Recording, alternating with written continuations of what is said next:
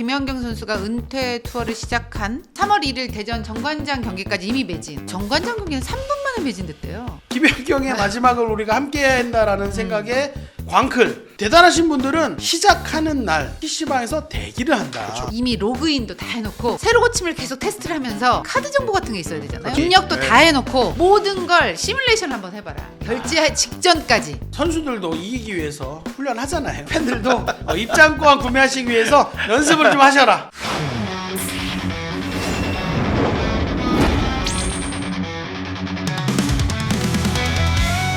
김연경 선수 경기 직관 볼 수 있는 겁니까? 이거 하늘의 별따기예요. 당장 제 발등에도 불이 떨어졌어요. 저 너무 보고 싶거든요. 근데 어떻게 구해야 될지를 몰라서 너무 고민인데 저 같은 고민 하시는 분이 너무 많을 것 같아서. 이게 사실 배구장의 특징이 기본적으로 야구장이나 축구장보다 관람석이 적잖아요. 적죠. 뭐 가장 큰 삼산이 뭐 5,000명 이상 수용을 할 수 있고. 네. 아까 정관장 네. 같은 경우 3,000 뭐 몇 네. 석. 기본적으로 한 3,000석 정도다라고 보시면 될것 장충 같아요. 같은 경우가 몇 석인가요? 장충도 3,000석 내외인데 네. 이게 사석들이 조금 있기 때문에 그걸 이제 넣느냐 빼느냐의 문제지만 그러니까 3,000석 안팎. 네, 3,000석 안팎이고 삼산체육관, 그러니까 흥국이 홈으로 쓰는 삼산체육관이 특히 좀 큰 편이다. 크다. 네. 그러다 보니까 표를 구하는 게 다른 종목보다 더 오히려 너무 어렵다는 좀 체감상 느낌이 있죠. 네. 이런 중요한 경기가 있을 때는. 맞습니다. 지금 그래서 김연경 선수가 은퇴 투어를 시작한 그때부터 지금 3월 1일 대전 정관장 경기까지 이미 매진. 그러니까 4연속 매진이라고 하는데 뭐 정관장 경기는 3분 만에 매진됐대요. 뭐 팬들은 아마 죽어도 못 보내라는 심정으로 방크를. 아마, 클릭을 하고 있지 않을까 싶은데 지금 뭐 코보는 어쨌든 원래는 이제 시즌 막판이 되면 조금 순위가 지금같이 어느 정도 결정이 되면 팬들도 본 빼고 준비 그렇죠. 나름의 이제 본 빼고 준비 네, 하시거든요. 네. 근데 그러다 보면 이제 뭐 팬들도 조금 이제 쉬어가죠. 선수들처럼 네. 한 번 정도는 쉬어갈 수 있는 타이밍인데 지금은 김연경의 마지막을 우리가 함께해야 한다라는 생각에 광클. 그래서 코보도 지금 티켓이 공식 예매처가 코보 홈페이지 그다음에 앱 이게 하나로 딱 압축돼 있거든요. 네. 그래서 굉장히 치열한 그 입도 선매라고 해야 될까요? 그러니까 줄을 뭐 노트북도 켜고 뭐 대단하신 분들은 그 고사양의 PC를 대동해서 거기에서 입장권을 사신다고 들었어요. 그래서 제가 이제 느지막이 한번 그러니까 조심스럽게 물어봤죠. 입장권을 남들보다 빨리 살 수 있는 방법은 없냐? 네, 그랬더니 없나요?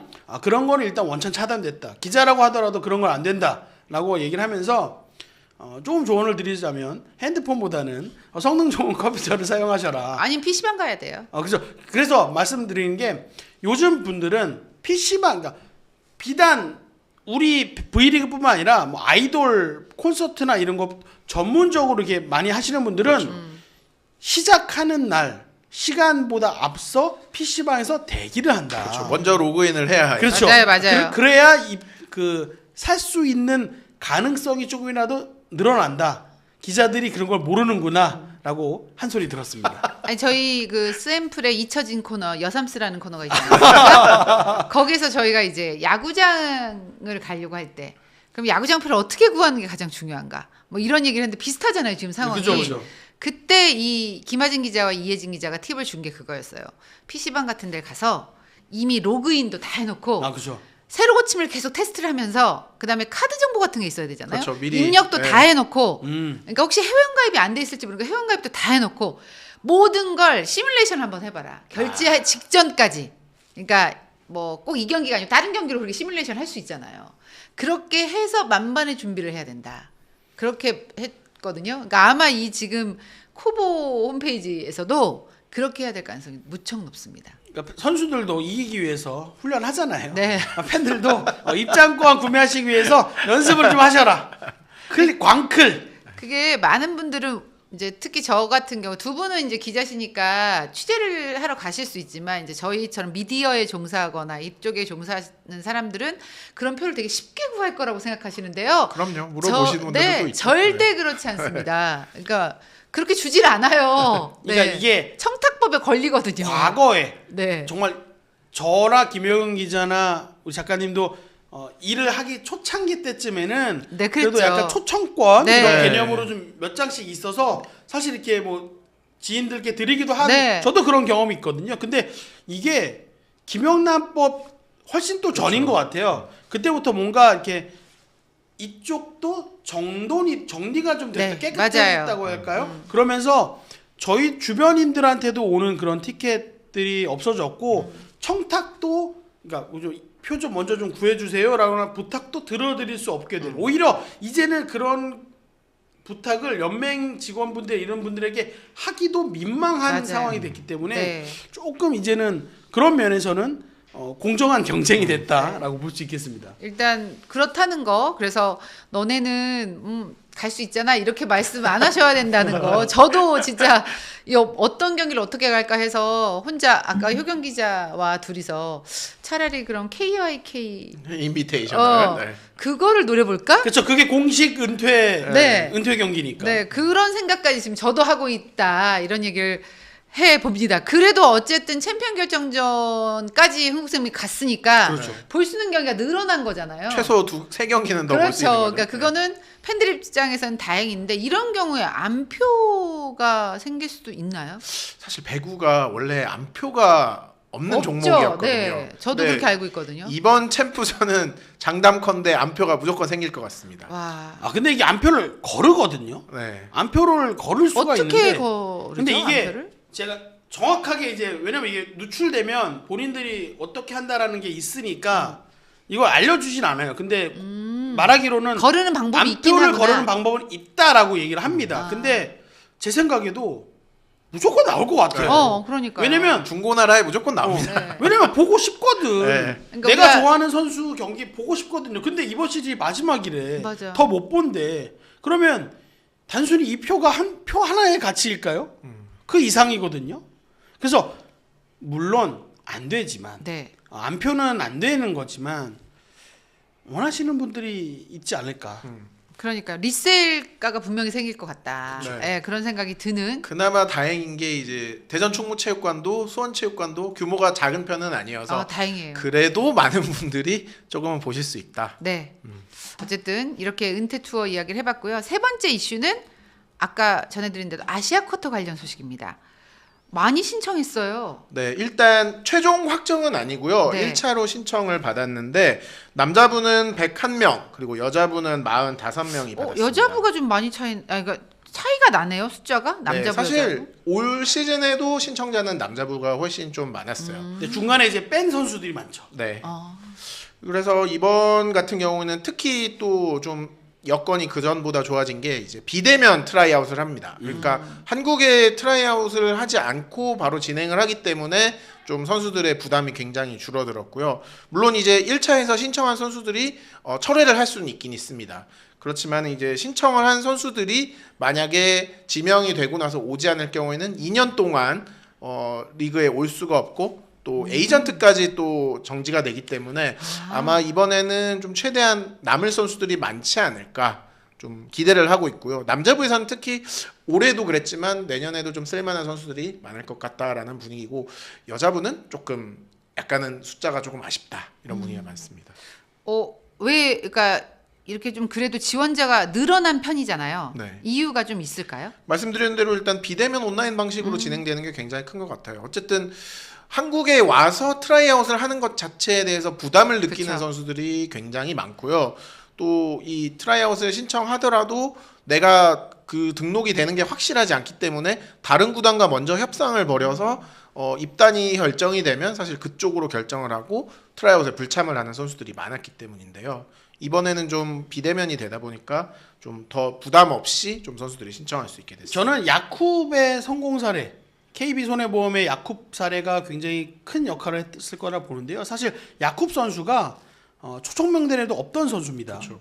왜냐? 키가 작거든요. 그래서 일단 구단들이 키가 작다는 이유로 야쿱 선수를 초청 명단에 뽑지 않았는데 KB가 이걸 뭐 운 좋다라고 표현하는 수밖에 없겠죠. 필요에 의해서 야쿱 선수를 뽑았는데 본인들이 생각했던 것보다 기대 훨씬 이상이었죠. 더 좋은 역할을 해주는 선수였던 거죠.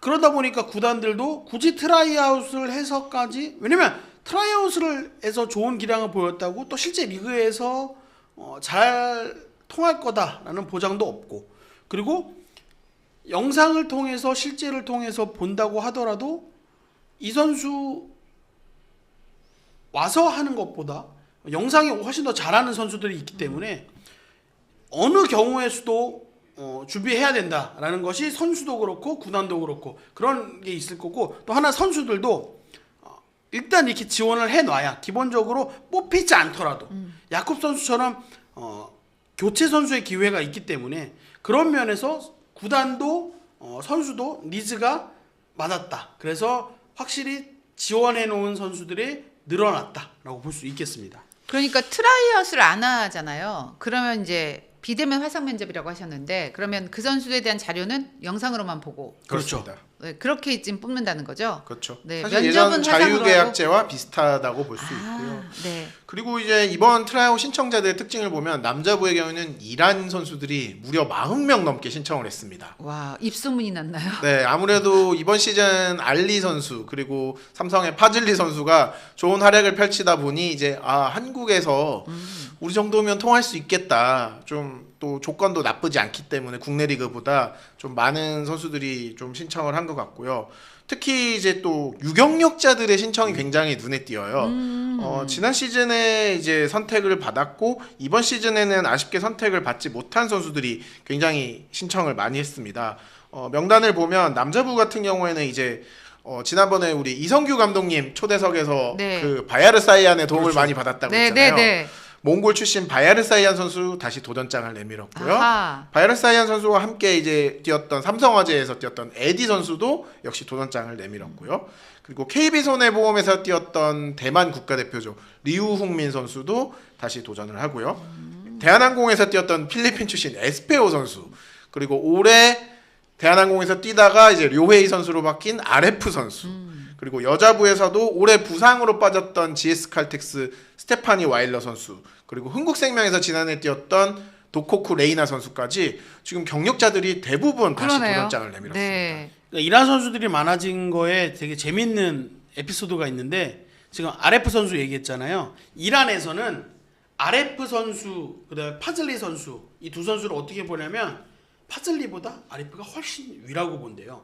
배구 실력. 그렇죠. 네. 그랬는데 RF는 기회를 못 잡고 돌아오고 쫓겨났고 파즐리는 한국에서 성공을 했단 네. 말이죠. 성공하고 있단 말이죠. 이게 이란 선수들한테는 야 이거 모른다. 우리도 가면 비록, 우리가 비록 지금은 등급이 이렇게 나뉘어 다르지만 있더라도 한국 가서 어떻게 적응하느냐에 따라서 이거 모른다라는 생각으로 이란 선수들이 대거 왔고, 사실 작년에도 이란 선수들이 대거 지원을 했다가 국가 사정으로 인해서 취소를 확 했죠. 많이 빠진 사례가 또 있어요. 그래서 아직까지는 이란 선수들이 많이 왔지만 최종까지는 어떻게 될지 모르고, 일단 기본적으로 이란 선수들은 파즐리 선수의 성공 사례를 참고 삼아 한국행을 꿈꾸고 있다라고 들었습니다.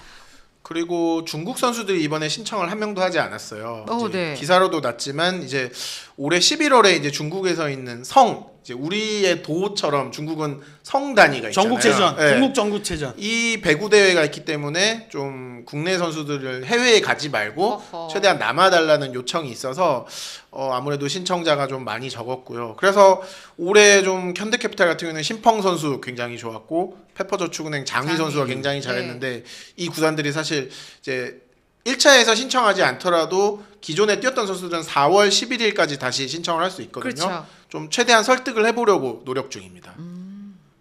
근데 그동안 이 아시아컵도 그런 거죠. 신청한 선수에 한해서 대체 선수를 뽑거나 교체 그렇죠. 선수를 뽑을 때 할 수 있으니까 어쨌든 좀 이렇게 선수의 풀이 늘어났다는 것은 구단들에게는 조금 그래도 그렇죠. 희소식이 아닐까 그런 생각이 들기도 합니다. 그러니까 구단들이 대체 선수, 그러니까 지금까지 보면 뭐 외국인 선수도 그렇고 아시아컵도 그렇고 아니 뽑을 선수가 없다. 그러니까 1차적으로 우리가 거르고 또 거른 거기 때문에 여기서 빠져나간 선수는 사실상 그냥 국내 선수 쓰는 거나 다름이 없다라고 네. 말할 정도로 뽑을 선수들이 없었는데, 일단 내가 선택할 수 있는 선택지가 많아졌다라는 것만으로도 구단들한테는 뭔가 그래도 이 선수가 만약에 최악의 경우에 안 되더라도 다른 선수를 뽑을 수 있겠다라는 희망을 가질 수 있기 때문에 구단들로서는 좀 구단 운영의 숨통이 좀 트였다라고 할 수 있겠습니다. 네. 또 눈에 띄는 선수 한 명이 있는데요. 이제 우리가 베트남 김연경이라고 이제 여자구 팬들에게는 많이 알려져 있는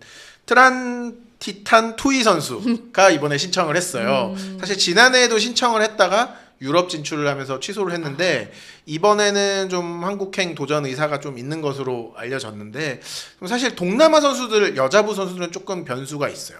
왜냐하면 올해 12월에 C게임이라고 하죠. 동남아시안 게임이 열립니다.